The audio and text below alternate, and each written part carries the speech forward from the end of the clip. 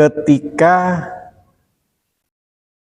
hisab dan ru'yah sama-sama belum bisa mendefinisikan apa yang disebut dengan hilal.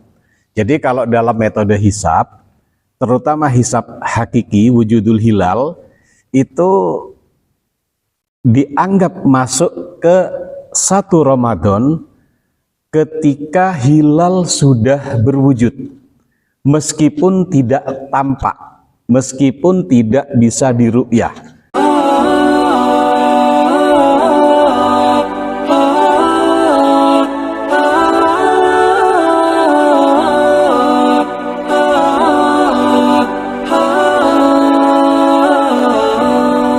Assalamualaikum warahmatullahi wabarakatuh.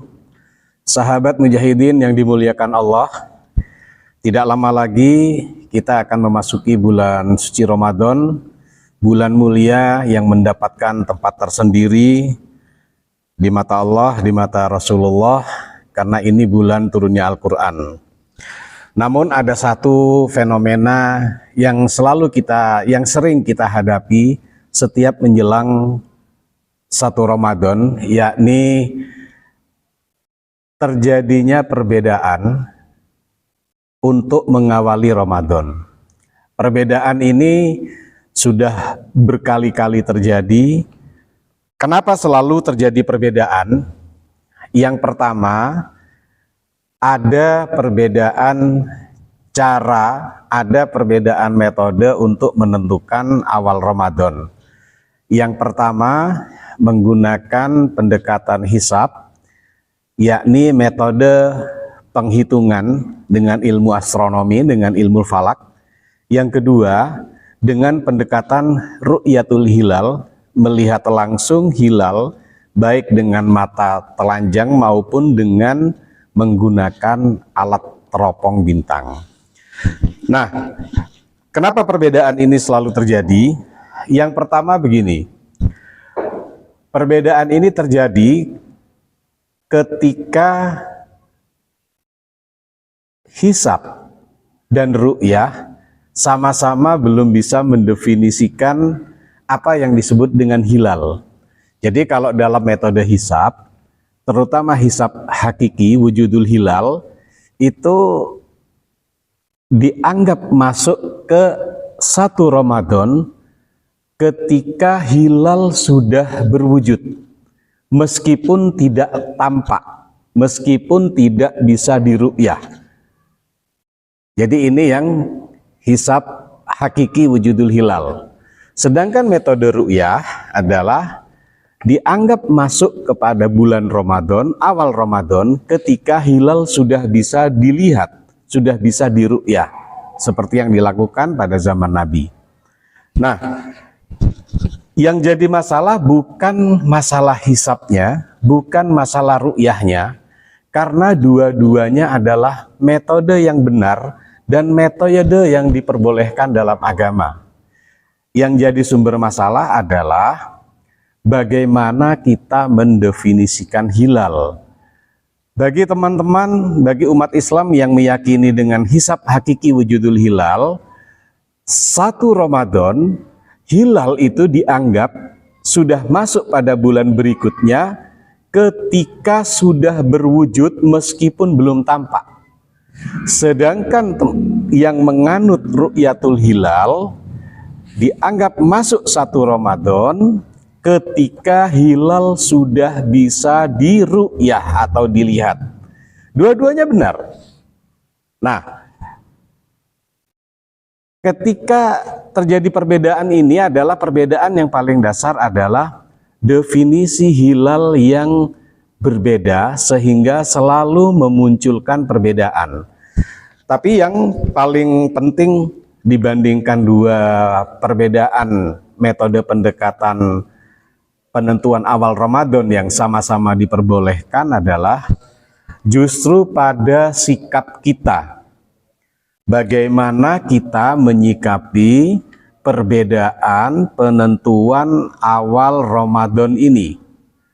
Ada satu hal penting yang ingin saya sampaikan, bagaimana kita ketika menghadapi fenomena berbedanya awal Ramadan antara yang hisab dan ru'yah. Yang pertama adalah sikap istiqomah kita. Apabila terjadi perbedaan awal Ramadan antara hisab dan ru'yah, maka kita boleh memilih salah satunya. Apabila kita meyakini awal Ramadan dengan metode hisab, yang paling penting dari itu adalah ketika mengakhiri Ramadan juga kita menggunakan metode hisab. Tapi kalau kita mengawali Ramadan dengan menyandarkan ketentuan awal Ramadan dengan ru'yah, maka sebaiknya kita mengakhiri Ramadan atau memasuki 1 Syawal juga dengan ru'yah.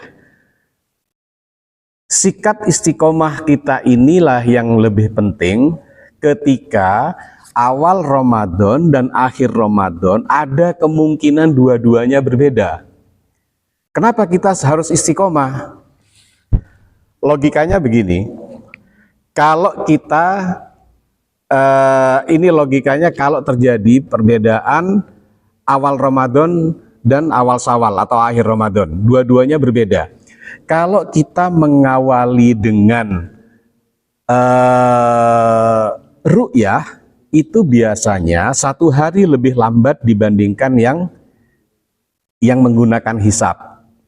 Maka kita mengakhiri Ramadannya juga dengan ru'yah yang berdasarkan pengalaman kita selama ini selalu lebih lambat 1 hari dibandingkan yang hisab. Ada beberapa fenomena di kalangan kita itu ketika terjadi perbedaan dua-duanya, kita memilih mengawali Ramadan dengan ru'yah, tapi mengakhiri Ramadannya dengan hisab. Kenapa? Karena lebih cepat 1 hari, ingin buru-buru puasa, ingin buru-buru merayakan Idul Fitri. Nah, kalau ini yang jadi pilihan kita berpotensi untuk punya hutang puasa kurang 1 hari. Kecuali ini hutang puasa tidak akan terjadi kalau awal Ramadannya berbeda, tapi mengakhiri Ramadannya itu sama antara yang hisab dan ru'yah. Nah, inilah salah satu hikmah yang diberikan oleh Allah kepada kita ketika kita diberi keleluasaan untuk memilih mengawali Ramadan dan mengakhiri Ramadan, apakah dengan hisab ataukah dengan ru'yah.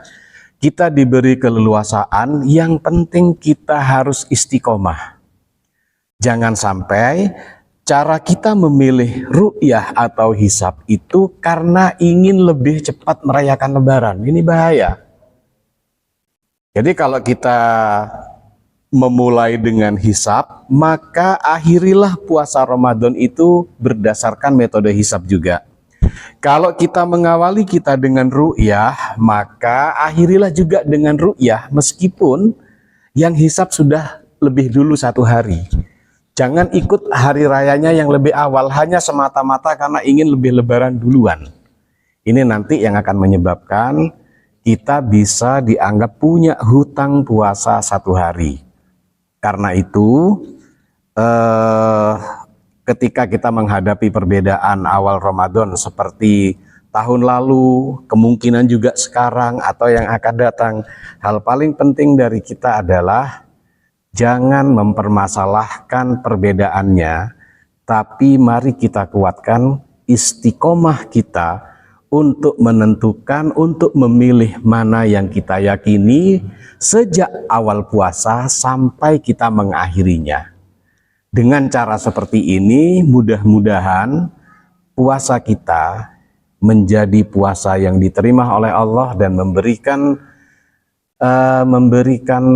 manfaat besar bagi kita untuk selalu menjadi hamba-hamba yang secara terus-menerus menuju ketakwaan kepada Allah. Semoga kajian singkat ini bermanfaat dan sebagai bekal kita mengawali Ramadan, apapun perbedaan yang terjadi, kita istiqomah karena Ramadan adalah berkah untuk kita semua. Assalamualaikum warahmatullahi wabarakatuh.